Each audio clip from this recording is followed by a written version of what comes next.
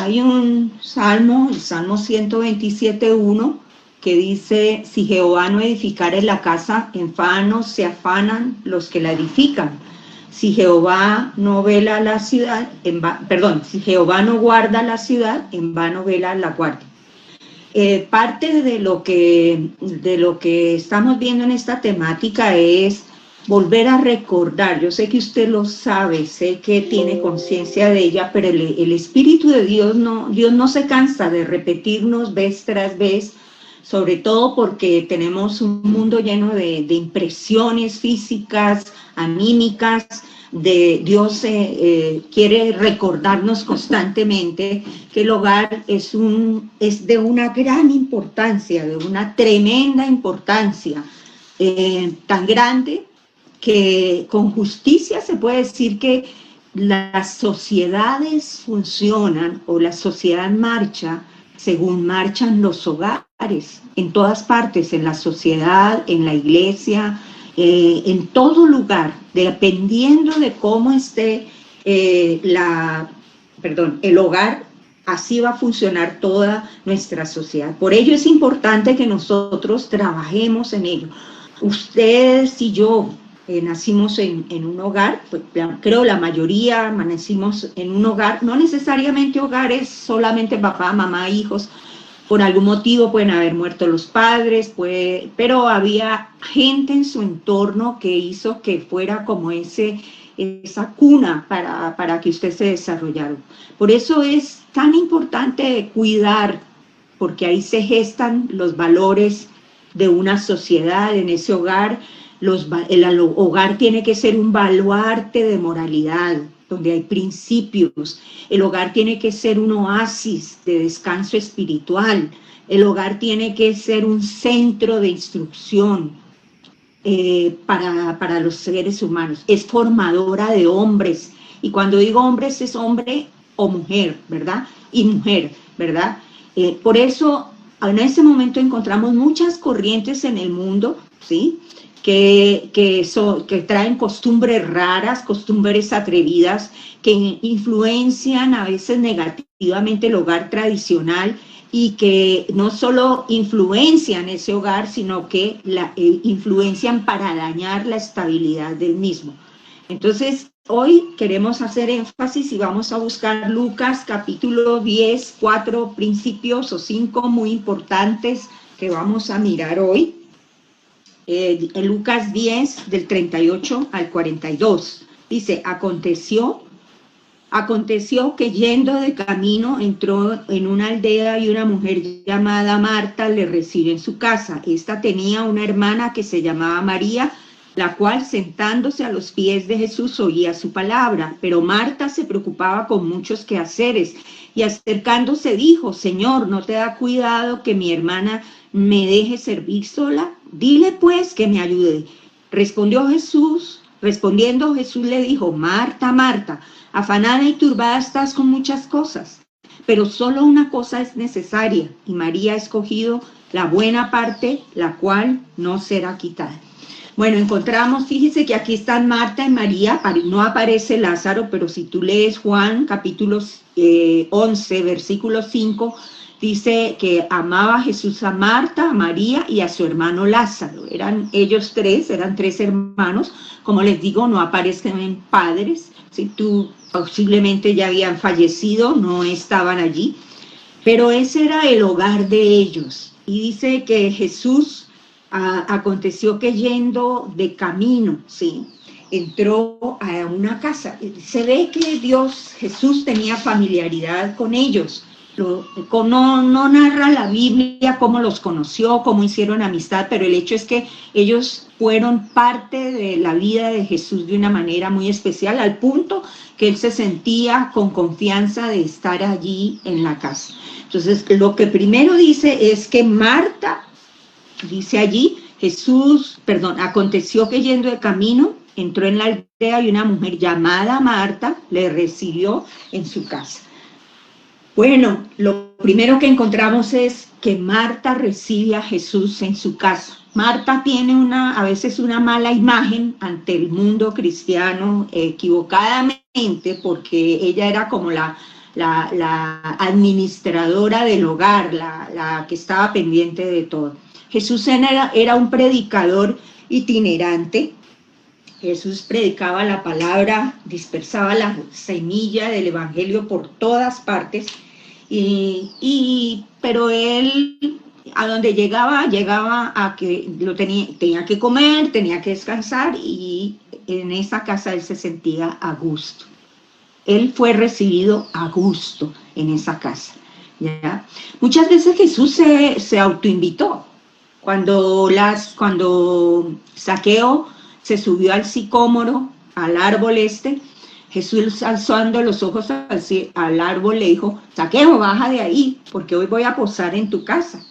Sí, Jesús no se invitó a sí mismo para llenar sus necesidades, sino para llevar la salvación a esa casa, ¿ya? Bueno, Marta lo recibió con todo cariño, en su hogar. Y la pregunta para nosotros que es: ¿tú recibes al Señor en tu casa? ¿Tú es parte de tu familia? ¿Es la prioridad de tu casa? ¿Es el regente de tu casa? ¿Sí? ¿Es el que guía tus pasos? ¿No se ha preguntado de pronto por qué a veces nuestro hogar o tu hogar no marcha bien? ¿Sí? Podemos tener una religiosidad, pero no tener la presencia de Cristo reinando allí de manera real. Miren, yo he encontrado aquí lo está anotado, este cuadrito en la pared de algunos hogares, ¿sí? Dice: Cristo es el jefe de esta casa, huésped invisible de nuestra mesa, el que callado escucha toda plática. Y es un hermoso pensamiento, es un provechoso deseo, ¿sí? Pero ¿eso es verdad en la realidad? ¿O es solamente un poco más de religión, un poco más de tener ahí eso porque pues sí, yo creo en Dios y yo creo en Él, pero realmente yo soy quien manejo mi hogar, quien manejo mi familia? Bueno, ve pensando en todo esto y di: Señor, yo quiero que tú reposes, vengas a posar en mi casa, Señor. A veces no tenemos tiempo para el Señor. A veces hay tanto que hacer. Hay que hacer la comida, hay que hacer la limpieza, cuando teníamos que salir e ir al trabajo, seguir haciendo cosas. Hay tantas actividades que Él no es mi principal actividad de reunirme, de encontrarme con Él, ¿ya? En segundo lugar, ahí en ese pasaje dice que esta tenía una hermana que se llamaba María, la cual, sentándose a los pies de Jesús, oía su palabra. Entonces, primer punto muy importante: recibir al Señor no solo en mi corazón, sino que Él sea el Señor de mi familia, de mi casa, el que es la autoridad, el que me guía mis pasos. En segundo lugar, dice que le oían con atención, porque ahí no estaba solo Marta y María, sino llegaron los discípulos del Señor, y de pronto había alguna que otra persona. Lázaro, que no se menciona, estaba por allí. Y sentarse a hablar con el Señor, sentarse a oírlo. Las palabras, la Biblia dice que la vida y la muerte están en poder de la lengua, y quien la ama comerá de sus frutos. Las palabras, ¿qué son? Las palabras son vehículos de nuestros pensamientos. O sea, usted me está escuchando a mí de lo que yo estoy pensando y le estoy transmitiendo a sus oídos, y su cerebro lo está digiriendo. Entonces son los vehículos que viajan de una mente a otra, y que cuando uno está hablando con una persona, conversando con alguien, aprende, se amplían los lazos de amistad, si es que es amigable la conversación, ¿verdad? Y qué privilegio poder platicar con Jesús, ¿verdad? ¿Qué proyectarían las palabras de Jesús? Si las palabras de Jesús son los vehículos de su pensamiento, del pensamiento del Padre, ¿qué podrían proyectarles a ellos? Bueno, las imágenes del cielo, ¿sí? Esas imágenes del cielo daban formas poderosas y transformadoras, se inyectaban vida a quienes la escuchaban. ¿Qué más inyectaban? Visión. ¡Wow! Yo no creo, no, tus palabras, es que él habla como ningún otro, decían, ¿verdad? Entonces sus palabras transmitían vida, transmitían visión del cielo, de Dios, de ellos, ¿sí? Y transmitían gozo, porque él no vino a condenar, sino a salvar. Transmitían esperanza, transmitían todo esto, ¿verdad? El hogar de Betania era ese hogar abierto al Señor, y María era una mujer que con un corazón genuino de creyente se enriquecía primeramente ella, estaba con Marta y todo, pero cuando llegó el momento de platicar con Jesús, allá Martita y aquí yo. O sea, Dios quiere hablar contigo todos los días, transmitirte poder, vida, visión, transformación, innovación, creatividad, para manejar tu hogar, para manejar tu familia, para la empresa, para todo lo que hay, ¿verdad? Y la vida de María se iluminaba con lo que el Señor le iba enseñando. Y en este punto yo voy a hacer un pequeño, ampliar un poco más este pasaje. Yo quiero que ustedes vayan conmigo, porque cuando uno no oye a Dios, no escucha a Dios, no es el regente, el rey de nuestras vidas, entonces nos movemos en nuestro criterio y en lo que pasa al mundo y los estímulos del mundo y las cosas que nos están pasando alrededor, ¿verdad? Yo tengo la responsabilidad, cada uno tenemos la responsabilidad de crear un cerco de protección alrededor de nuestra familia, ¿sí? Pero eso comienza con cada uno de nosotros. Y quiero que vayamos un momentico a Job capítulo 1, versículos 8 al 10. Job capítulo 1, versículos 8 al 10. Yo lo estoy buscando acá. Ustedes ya lo tienen, lo va leyendo, por favor. Bueno, dice ahí la palabra algo muy, muy interesante que hemos leído, que hemos escuchado. Dice: y Jehová dijo a Satanás: ¿no has considerado a mi siervo Job, que no hay otro como él en la tierra, varón perfecto y recto, temeroso de Dios y apartado del mal? Respondiendo Satanás a Jehová, dijo: ¿acaso teme Job a Dios de balde? ¿No le has cercado alrededor a él, a su casa, a todo lo que tiene? Al trabajo de sus manos has dado bendición, por tanto sus bienes han aumentado sobre la tierra. ¡Wow! ¿Verdad? Aquí encontramos, imagínate que a veces los creyentes no tenemos tiempo para orar, no tenemos tiempo para estar a solas con Dios, no tenemos tiempo para Dios, y aquí encontramos hasta el mismo diablo hablando con Dios, ¿sí? Cuidémonos de eso, cuidémonos de eso. Y el Señor dice algo muy importante ahí en Job 8, dice: ¿no has considerado a mi siervo Job, que no hay otro como él en la tierra? ¿Qué opinión tendrá Dios de ti y de mí? No, Él sabe que nosotros no somos perfectos, que no somos, estamos en procesos, pero ¿qué verá Él en lo profundo de nuestro corazón? Yo quiero amar a Dios con todas mis fuerzas, yo quiero el plan divino, yo quiero que mi futuro sea con esperanza y con planes de bienestar, y por eso me apego a Él y voy a trabajar para que la naturaleza nueva que está en mí, el nuevo hombre poderoso en Dios, se desarrolle. Eso es lo que Dios ve. Bueno, eso era lo que Dios veía en Job. Lo veía como un varón perfecto, no porque él fuera perfecto, sino un hombre que en su pensamiento estaba identificado totalmente con el pensamiento de Dios y trabajaba para que él ser perfecto. Como decía el apóstol Pablo: no pretendo haberlo ya alcanzado, ni que ya sea perfecto, pero olvidando lo que queda atrás y extendiéndome a lo que está delante, prosigo a la meta. Esto era Job en el Antiguo Testamento, lo que era Pablo en el Nuevo Testamento. Era un varón que tenía un corazón identificado completamente con Dios, identificado con su plan, identificado con sus propósitos. Luego dice, no solamente tenía eso, sino que en su diario vivir era recto, era una persona correcta, cabal, era una persona que se guiaba por las directrices del Señor, y temeroso de Dios, respetuoso de Dios. No le temía nada ni a nadie, pero sí era un hombre que conocía a Dios y por eso lo respetaba respetaba, la amaba. Y por último dice, apartado del mal. Ahora, todo esto era una convicción en el corazón de Job. No es que él era como un muñequito que caminaba de esta manera y se movía de esta manera porque alguien lo movía o porque lo... No.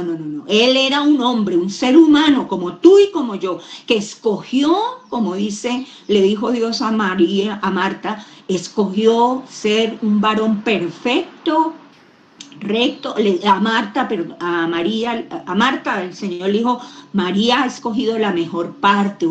El ser como somos es una escogencia de cada quien, es una decisión de cada quien. Y Job escogió ser varón recto, perfecto, justo, apartado del mal, y dice que él escogió, yo sé que hay mal, pero escojo bien. No escojo la pornografía, no escojo el pensamiento equivocado, lo negativo, no escojo hacer triquiñuelas o hacer cosas equivocadas. Escojo el bien. Sé que se puede hacer, sé que el hombre en el mundo lo hace, pero yo, fulanito de tal, escojo el bien, apartado del mal. ¿Y cuál es la respuesta de Satanás? Cuando un hombre o una mujer caminan en esta visión, en esta dimensión, aprenden a oír a Dios.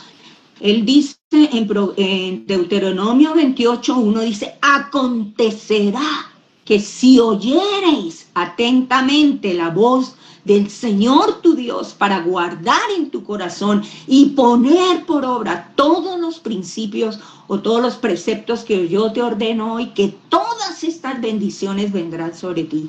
Entonces, cuán importante es aprender a escuchar al Señor, su poder transformador, sus palabras poderosas, vivificantes, que dan visión y que dan proyección a nuestra vida, que nos hacen experimentar su poder. ¿Qué trajo como consecuencia eso? Dice que el diablo le dijo a Dios, ¿pero acaso teme Job a Dios de balde? Con esa actitud de Job, de cuidarse a sí mismo, de vivir por él y para él, creó un cerco de protección. Dios lo protegía, dice, no le ha acercado alrededor a él, a su casa, a su familia y a todo lo que tiene.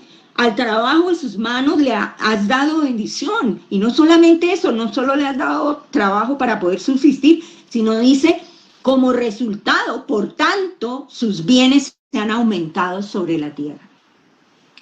Este hombre aprendió que su prioridad era Dios, que en él estaban todos sus recursos, que en él estaba todo lo que él necesitaba y eso le llegó.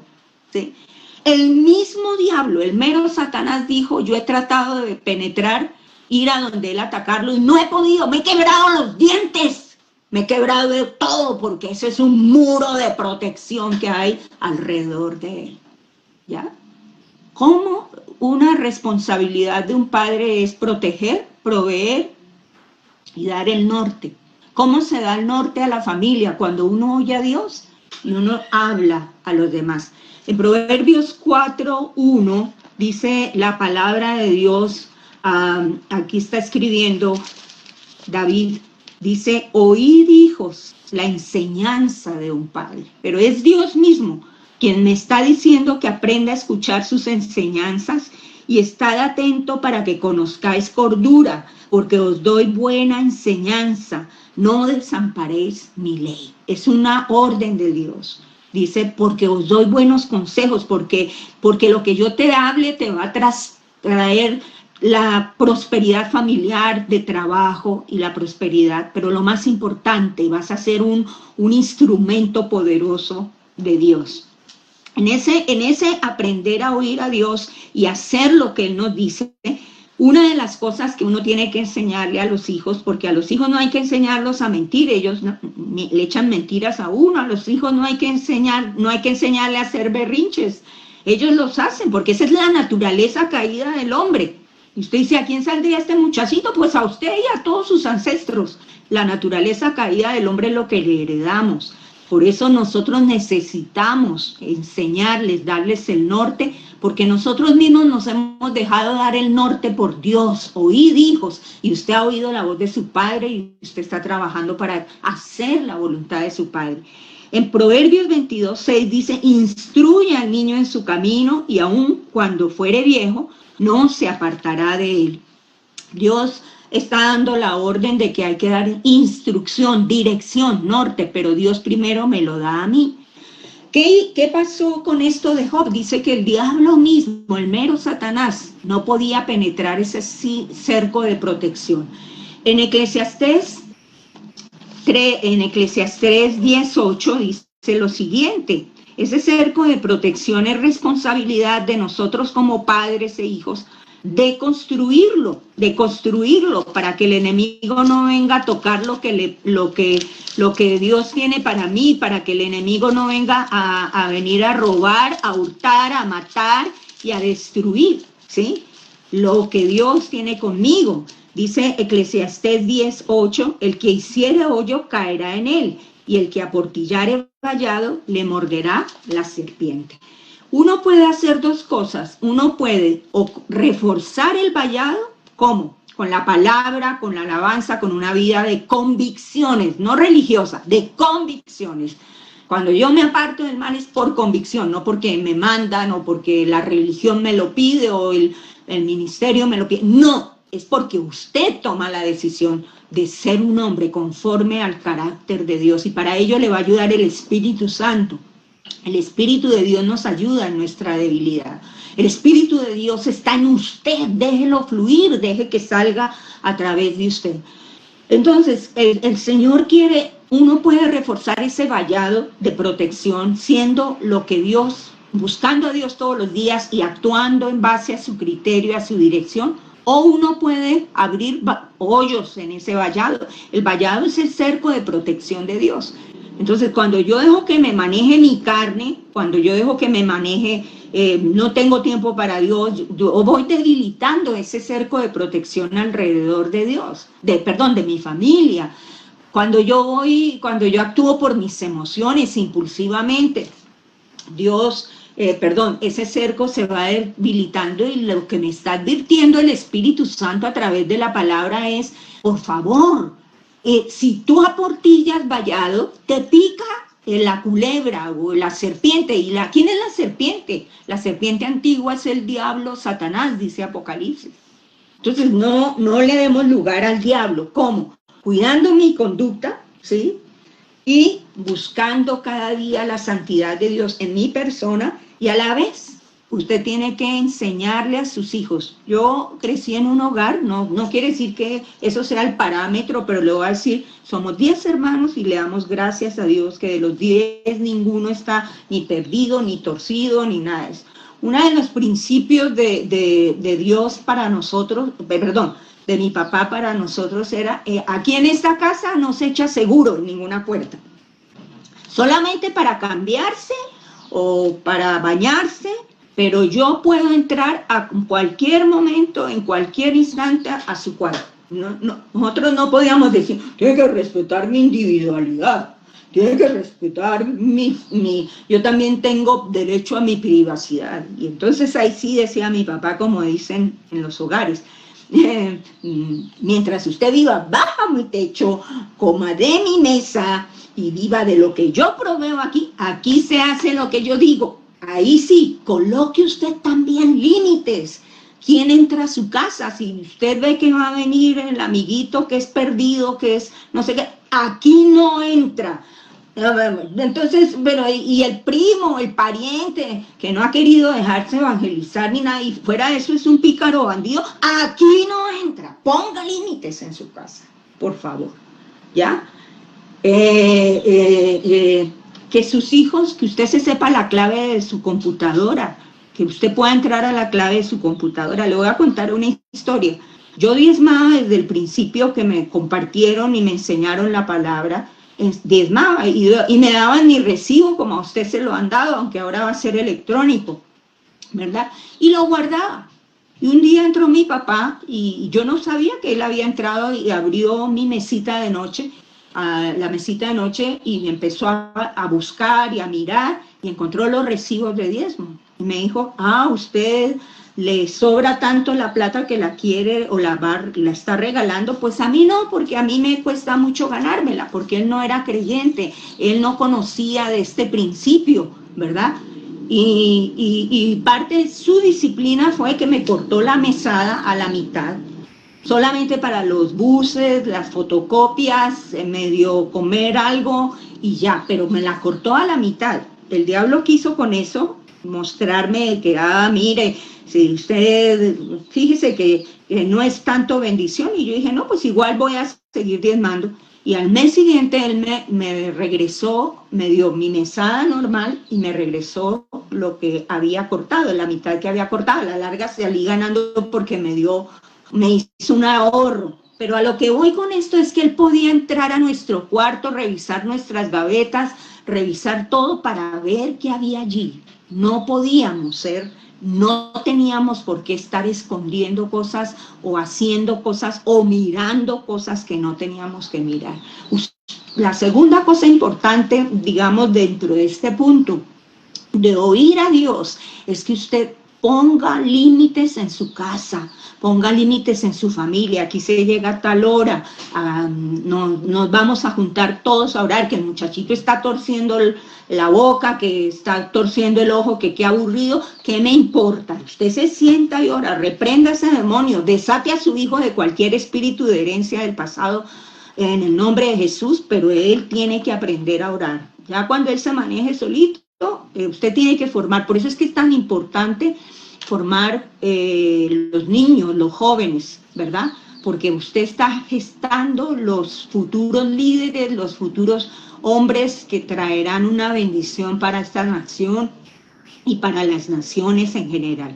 Entonces, proteja, provea y dé el norte, enseñe con vida y con hechos y y enseñe la palabra en su casa. Hoy nos reunimos un ratico, vamos a orar, vamos a meditar. Hay esta necesidad, muchachos, vengan para acá, oremos, porque hay estas necesidades, ¿verdad? Que en su casa no es que sea la iglesia, pero que sí entiendan, que lo vean a usted, varón, por ejemplo. ¿Por qué ataca tanto Satanás los tiempos de oración del varón? No, pues yo me confío en que la mujer es la que ora. Cuidado, cuidado, cuidado, cuidado. Usted es la cabeza de ese hogar. La bendición entra por usted. Por eso, mujeres, pilas, respalden a sus maridos en cuanto más los puedan, perdón la expresión, cuanto más los puedan, en oración, en respaldo, para que se sostengan y se mantengan, que el Señor guarde sus vidas. Pero usted, varón, usted es el encargado de traer la gloria de Dios a su casa. Aquí vemos un hombre, Job, que trajo la protección del Altísimo, la bendición del Altísimo para él y para toda su familia. Por eso no descuide su tiempo personal con Dios, mas buscar primeramente el reino de Dios y su justicia, y todos los demás se os dará por añadidura, dice claramente la palabra de Dios. Guarde con santidad su casa, ¿verdad? Entonces son dos formas de oír a Dios y poner en práctica lo que Él nos está diciendo. Tercera cosa, muy importante, ¿verdad? Para que volvamos otra vez a Lucas, capítulo 10, versículos 38 al 42. Segunda, le oían con atención, ¿sí? En eso, cuando usted edifica la casa también de Dios, la casa suya, sobre la palabra, sobre los principios de la palabra, está edificando su casa sobre la roca, ¿sí? La palabra de Dios dice: el que oye mis palabras y las hace, le compararé a un hombre sabio que edifica su casa sobre la roca, y que vienen tempestades, vienen lluvias, tempestades, y golpean con gran ímpetu sobre la casa, pero no caerá. Pero el que oye mis palabras y no las hace, le compararé a un hombre insensato. En otras palabras dice estúpido, ¿sí? En otras versiones de la Biblia más modernas dice: le compararé a un hombre estúpido, un hombre necio, ¿sí? Que edifica, trabaja, hace todo lo que todo el mundo hace, pero cuando vienen las dificultades, los problemas, se derrumba él, se derrumba la familia y se derrumba la casa. ¿Quién es nuestra roca? Cristo. Eso es lo que dice Deuteronomio 32:4. Cristo es esa roca poderosa que también lo dijo Mateo 7 del 34 al 38. Y también dice en Deuteronomio 32:4, Él es la roca cuya obra es perfecta, porque todos sus caminos son rectitud, hijos de verdad, Dios de verdad, y sin ninguna iniquidad en él, es justo y recto. ¿De dónde provenía la rectitud de Job? De la rectitud que aprendía de su papá Dios, como decía ahora Juan José. La rectitud de Job venía y su justicia porque él era verdaderamente un hijo que seguía a Dios. Él es la roca cuya obra es perfecta. Ahora cuesta a veces desarrollar la vida familiar porque hay muchos estímulos, que la televisión, que el internet, que el amiguito, que la amiguita, ¿verdad? Pero si el fuego del altar familiar se llega a apagar, el hogar estará en tinieblas. Cuide el fuego de su altar, de su hogar, ¿sí? En el templo había un fuego que no se apagaba, que ardía continuamente, y en el hogar debe haber ese fuego. ¿Qué va a pasar si usted permite que el fuego de su altar, de su hogar, la presencia de Dios no sea la prioridad suya, de su casa? ¿Sí? ¿Qué va a pasar? Se va a apagar y ahí sí la espiritualidad se va a perder y en lo profano va a echar raíces. Después, para quien no vaya a decir por qué el muchacho se fue, anda por la calle de la amargura, ¿verdad? Bueno, eso con respecto de oír a Dios. Tercer aspecto importante. En tercer lugar dice que le servían. Marta estaba ya buscando qué hacer, cómo hacer. Tercera característica que tiene tener nuestros hogares, el servicio a Dios, ¿sí? Era una mujer muy hábil, tenía un don de servicio, esa mujer Marta. Y por eso debemos darle gratitud a todos los que sirven en el ministerio. Y debemos ser todos, ¿sí? Unos de una manera, otros de otra, pero el servicio al Señor, para con el Señor, es muy agradable para Él. Qué agradable, por ejemplo, es llegar a una casa donde ya está hecho el almuercito, la casa está arreglada, está barrida. Qué agradable para Dios que se sienta a gusto en tu casa. ¿Y cuál es esa manera de servicio? Cuando vamos a la familia, ahora no podemos, pero cuando las familias llegan al ministerio, no tanto como decía Juan José, a que me saluden, a que me miren, a que me abracen, a que me den, no, sino yo voy a dar. Primero, gloria a Dios, honra a mi Señor, a gozarme con Él. Y segundo, voy a dar a mis hermanos un apretón, un abrazo, una sonrisa, un cariño, si hay una necesidad y puedo llenar esa necesidad. Sí, nuestro hogar tiene que ser enseñarle a los hijos y a nosotros mismos a ser servidores del Altísimo, a ser servidores. Dice, y amar al prójimo como a nosotros mismos y dar ese cariño al prójimo, al próximo, al que está a mi lado. No tanto esperar que me saluden, que me besen, que me abracen, no. El servicio, ¿cómo se puede mostrar? Cuando usted ayuda trayendo una silla, ayudando con el salón. Cuando hay una comida, usted ayuda con la comida. Cuando usted da sus diezmos, sus ofrendas, cuando usted de una manera constante, es un servicio a la casa de Dios, ¿sí? Cuando usted aporta su esfuerzo, su habilidad, ayuda en algo, es un servicio al Señor. Todo lo que hagáis, hacedlo de corazón como para el Señor, ¿sí? Enséñele eso a su familia y no para los hombres, ¿sí? Sabiendo que de Dios recibiréis recompensa, porque a Cristo el Señor servid, dice Colosenses 3:23 y 24. Entonces el servicio hace que ese hogar también se mantenga firme y le enseñas a los hijos y a todos a pensar en función también de ayudar a otros. En siguiente lugar, dice que traían los problemas a Dios. Bueno, usted ve a Marta sirviendo, ese es un buen atributo de Marta, porque luego más adelante en los evangelios la seguimos viendo haciendo cosas, es un ministerio muy hermoso.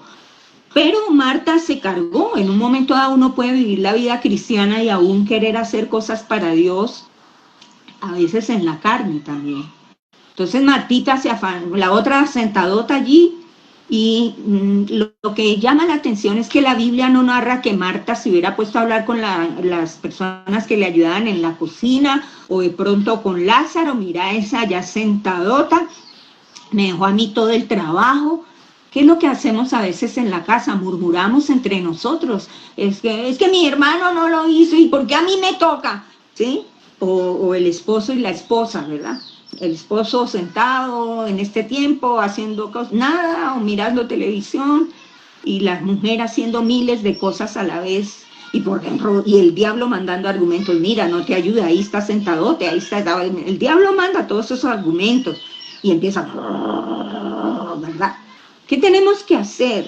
Bueno, algo muy importante es que en todos los hogares hay problemas pequeños y grandes. Lo primero que tenemos que hacer es esos problemas, para que no se hagan más grandes, porque un problema pequeño se puede multiplicar y hacerse más grande y más difíciles, es arreglarlos cuando empiezan, ¿sí? ¿Y cómo lo podemos arreglar? Vaya a Dios, vaya al Señor. ¿Qué hizo Marta? Eso nos da ejemplo Marta. Dice que ahí cuando ella vio que la otra estaba sentada, dice, Marta se preocupaba con muchos quehaceres. Eso es lo que pasa cuando en los hogares solo se mira las quehaceres y las responsabilidades, y no se toma en cuenta la presencia de Dios primero y su palabra. Se preocupa, viene la preocupación. No hay plata, ¿qué comeremos? ¿Qué vestiremos? Bueno, dice, se preocupaba con muchos quehaceres, acercándose, dijo, Señor, ¿no te da cuidado que mi hermana me deje servir sola? Dile pues que me ayude. Entonces, cuán importante es lo que hizo Marta, para que vea que no es que sea carnal, Marta, o pecaminosa, no. Marta era una mujer de arrecha, como dicen aquí en Guatemala, ¿verdad? Servidora. Fue la que le abrió la puerta de la casa al Señor, le dijo, bienvenido, qué rico tenerte aquí, Señor. Pero en ese momento Marta se dejó llevar de su naturaleza y se acerca a Dios y le dice a él, Señor, ¿no te da cuidado que mi hermana me deja servir sola? Dile pues que me ayude. Uno se imagina a Marta con su rostro enojado y el tono ya así tenso, ¿sí? Había allí realmente un problema, pero para nuestro Señor no hay ninguna situación que se le salga de las manos, ni demasiado difícil que Él no pueda resolver. Él es la sabiduría misma, Él es la sabiduría encarnada. Por eso es que yo tengo que acudir a Él. Yo recuerdo en una ocasión, que yo recién casada le decía al Señor, cambia a Wilson en un área de mi vida, desde su vida, que a la larga no era trascendente, pero cuando uno está empezando quiere que todo sea perfecto, y como soy cristiano y aplico todo lo que me dicen, yo creía que por qué era que no daba resultado, y el Señor me dijo, pues ni yo lo voy a cambiar. Yo sentí que Dios me dijo así, ni yo lo voy a cambiar, y yo me quedé... Sentí que me estrellaba contra la pared. Le dije, ¿cómo así que ni tú lo vas a cambiar? Entonces, con razón la gente se divorcia.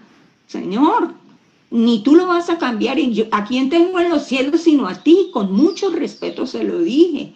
Entonces el Señor me dijo, es que tú estás orando mal, porque yo no lo voy a cambiar, porque no es un muñeco, no es un títere, es una persona, y respeto su carácter, respeto su decisión, aunque no la comparto. Yo pediré cuentas a Él de esa parte de su vida.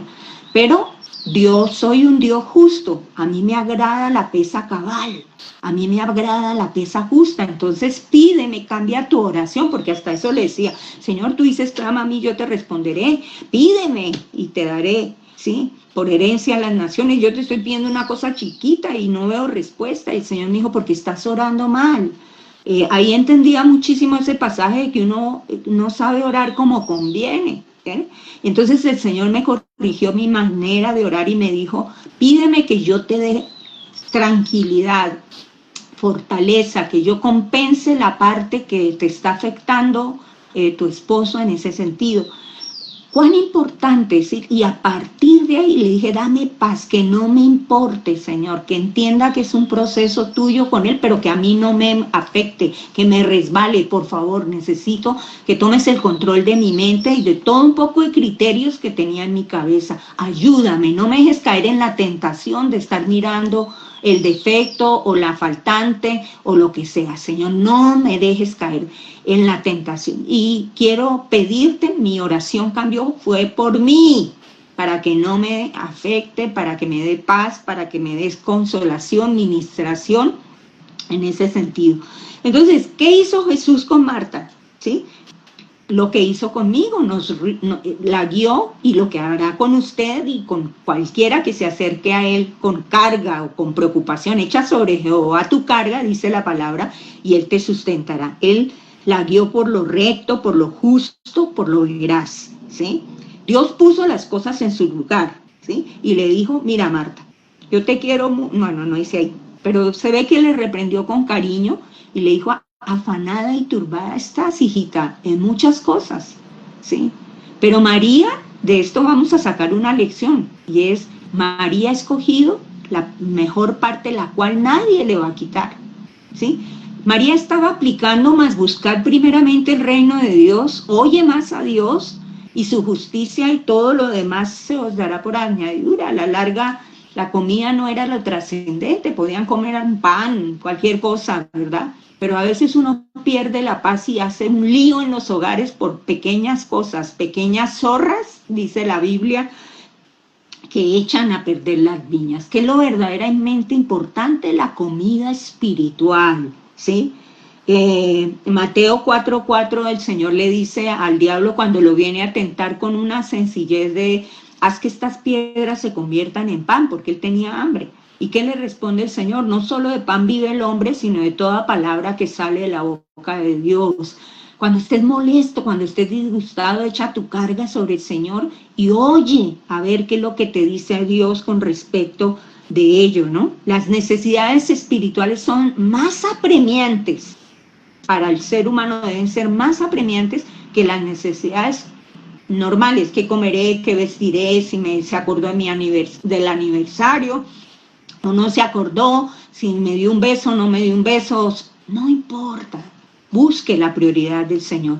Y con esto voy a hacer una cuña para el retiro de parejas. Dios te está hablando y te está diciendo, oye, te quiero recordar varias cosas. Te he preparado matrimonios de diferentes partes de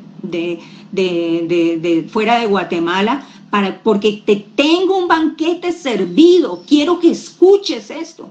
Ahora, ¿qué respuesta tienes tú para lo que Dios te está ofreciendo, la mesa que te está preparando? ¿Estás buscando primeramente el reino de Dios? ¿Estás buscando mejorar con tu pareja?